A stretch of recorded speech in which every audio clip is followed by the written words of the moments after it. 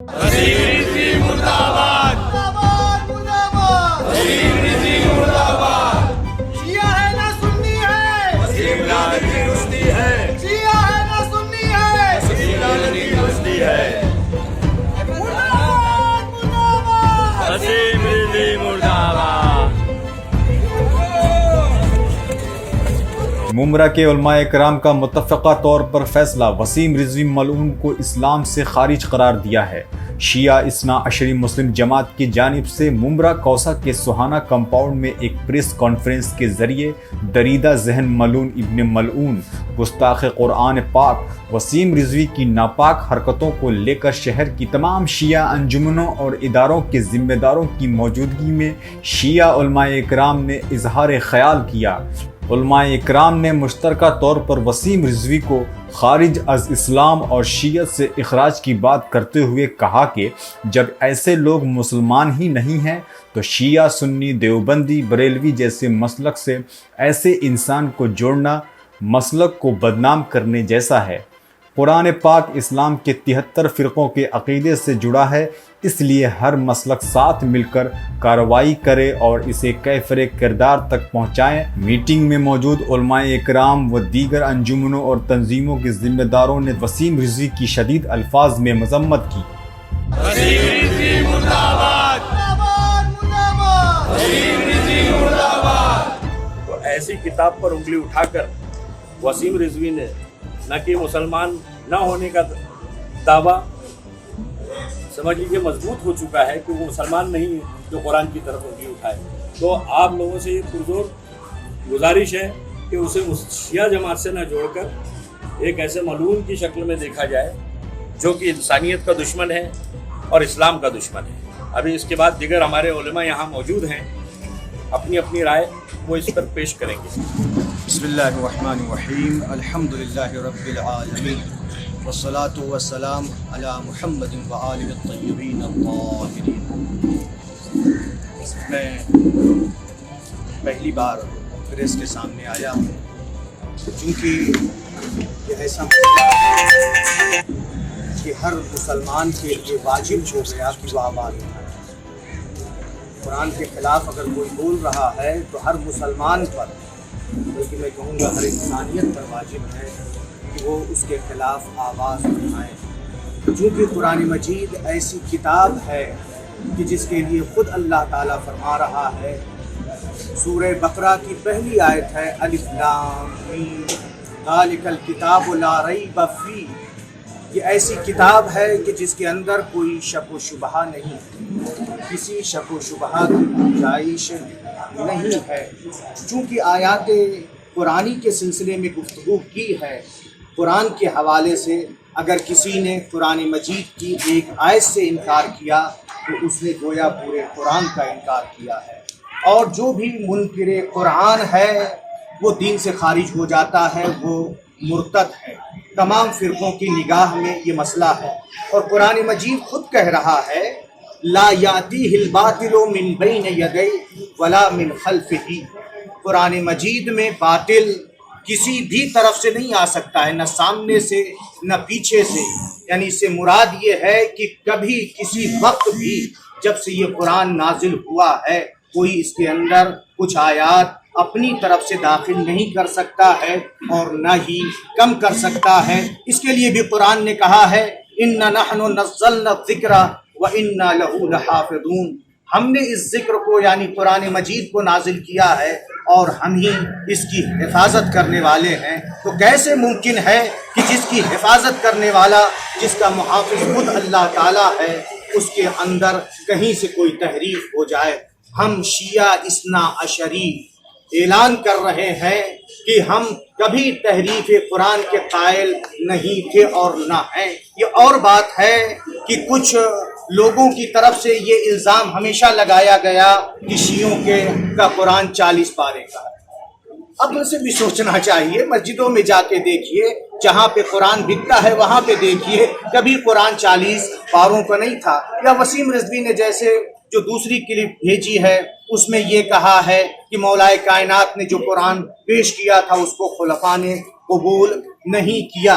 वो कौन सा कुरान था? वो यही कुरान था, कोई दूसरा कुरान نہیں تھا، صرف فرق یہ تھا کہ مولائے کائنات نے شان نزول بیان فرمایا تھا اور آیات کی تفسیر بھی بیان فرمائی تھی، لیکن قرآن یہی قرآن ہے اور مولائے کائنات کے ارشادات نہج البلاغہ میں موجود ہیں، ہمارے ائمہ طاہرین کے بھی ارشادات موجود ہیں۔ تو میں وسیم رضوی سے یہ کہہ رہا ہوں کہ جو یہ کہہ رہے ہیں کہ خلفاء نے داخل کیا، ٹھیک ہے، خلفاء نے داخل کر لیا، لیکن چوتھے نمبر پہ مولائے کائنات آئے، پانچویں پہ امام حسن آئے، پھر امام حسین آئے، پھر ہمارے ائمہ کا سلسلہ باقی رہا ہے۔ ان ہمارے اماموں نے کہیں پر کوئی بات نہیں کہی ہے کہ اس قرآن کے اندر کچھ آیات کا اضافہ کیا گیا ہے، بلکہ اس قرآن کی ہمارے تمام اماموں نے فضیلت بیان کی ہے، عظمت بیان کی ہے۔ اور دوسرے، یہ آج کی بات نہیں ہے، اس سے پہلے بھی وسیم رضوی کو کیا معلوم کہ قرآن کے اندر یہ 26 آیتیں کون سی ہیں اور ان کے اندر کیا بیان کیا گیا ہے جو عربی نہ جانتا ہو۔ بڑے بڑے علماء جو جن کی ساری زندگی گزر رہی ہے اسی میں پڑھانے میں پڑھنے میں، وہ تمام قرآن، پورے قرآن کو نہیں سمجھ سکتے ہیں، تو یہ وسیم رضوی کیسے سمجھ جائے گا جس کو عربی بھی نہیں معلوم ہے؟ اس کا مطلب یہ ہے کہ اس کو کسی نے تیار کر کے یہ آیات دی ہیں، ایسا نہیں ہے۔ یہ 26 آیات، وہ 26 آیات جو یہ آ رہا ہے کہ 57 مراکز یا اداروں کی طرف وہ 26 آیات بھیجی گئیں، ان کا جواب ابھی تک نہیں مل سکا ہے۔ کس ادارے کو بھیجا ہے ہم لوگوں کو اطلاع تو نہیں ہے۔ ہم اب بھی چاہتے ہیں وہ 26 آیات ہم لوگوں تک پہنچے تاکہ ان 26 آیات کا مدلل جواب دیں جو یہ کہہ رہا ہے کہ ان آیات میں دہشت گردی کو بڑھاوا دیا گیا۔ نہیں، بڑھاوا نہیں دیا گیا ہے۔ میں سمجھ رہا ہوں جن آیات کی طرف وہ اشارہ کرنا چاہ رہا ہے، نہیں، آیات میں بڑھاوا نہیں دیا گیا ہے۔ جہاں پہ یہ کہا گیا ہے کفار کو قتل کر دو، ایسے ہی نہیں کہا گیا کفار کو قتل کر دو بے گناہ کو، بلکہ وہاں پہ کہا گیا ہے کہ اگر تمہارے مقابل میں آئیں، تم سے لڑنے کے لیے آئیں، تم سے جنگ کرنے کے لیے آئیں، تمہیں قتل کرنے کے لیے آئیں تو تم انہیں قتل کر دو۔ یہ تو فطرت انسانی ہے، فطرت انسانی نہیں بلکہ حیوانات کی بھی فطرت میں ہے، جانوروں کی بھی فطرت میں ہے۔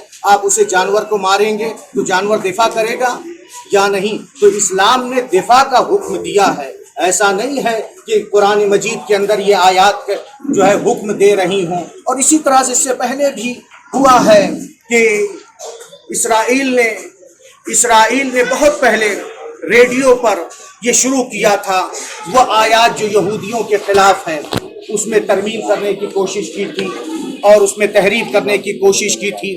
بعض سادہ لوح ضمیر فروش مسلمان بھی، ممالک بھی اپنے ریڈیو سے ان کے پروگرام کو نشر کرنے لگے تھے۔ شیعہ ہے نہ سنی ہے، وسیم لادنی رشدی ہے، شیعہ ہے نہ سنی ہے، وسیم لادنی رشدی ہے۔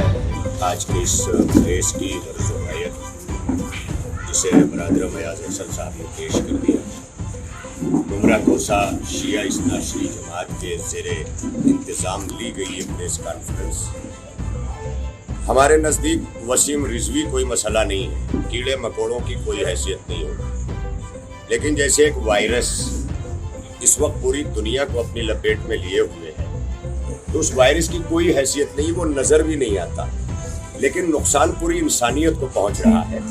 اس کی بنیاد پر بچنا بہت ضروری قرار دیا گیا۔ اسی طرح وسیم رضوی بھی ایک کیڑا مکوڑا ہے، اس سے زیادہ اس کی حیثیت نہیں ہے، اسے آپ لوگ کوئی اہمیت مت دیں، بلکہ یہ سوچیں کہ اس کا یہ جراثیم چونکہ مسلمانوں کے فرقوں میں اختلاف کا سبب بنے گا، اور وہ اتحاد جو خاص طور پر میں اس وقت ممرہ کوسہ میں دیکھ رہا ہوں۔ وسیم رضوی مرد آباد۔ سب سے بڑا مسئلہ یہ ہے، یہ وسیم رضوی کے پیچھے بہت بڑی طاقت ہے، اور دور حکومت میں جو بی جے پی حکومت ہے جب سے یہ اقتدار میں آئی ہے مسلمانوں کے پیچھے پڑی ہے۔ 2014 میں جب سے یہ آئی سب سے پہلے اذان لاؤڈ اسپیکر سے اس نے مدعا اٹھایا۔ آج کا جو یہ دور اور آج کے جو یہ حالات ہیں، دلی دنگوں کے بعد شیعہ سنی متحد ہوئے، بنگال میں الیکشن ہے وہاں پہ شیعہ سنی متحد ہیں، تو یہ وسیم رضوی بی جے پی حکومت کا دلال کہہ لیجئے، چاپلوس کہہ لیجئے، جسے بیچ میں لایا گیا اور 1400 سال پہلے جو اللہ کی طرف سے کتاب نازل ہوئی اس پہ اس نے 26 آیتوں کو اٹھایا. مین مقصد ان کا یہ ہے کہ شیعہ سنی اختلاف کو بڑھایا جائے. لیکن آج شیعہ اثنا عشری جماعت ممرہ میں وسیم رضوی کے اس بیان کی شدید الفاظ میں مذمت کرتی ہے اور حکومت کو بھی آگاہ کرتی ہے کہ یہ شیعہ سنی اتحاد ہمیشہ سے بنا ہے اور ہمیشہ سے بنا رہے گا. وسیم رضوی ہی نہیں، اس طرح کے لاکھوں وسیم رضوی ہمارے اتحاد کو توڑنا چاہیں، ہمارے پروفٹ حضرت محمد مصطفیٰ کی شان میں اگر کوئی گستاخی کرے گا تو مسلم قوم کے تمام فرقوں کا ایک ایک فرد اس کے خلاف احتجاج بلند کرے گا، آواز اٹھائے گا، اور ہم وسیم رضوی پہ ایک نہیں لاکھوں بار لعنت بھیجتے ہیں. وسیم رضوی مردہ باد.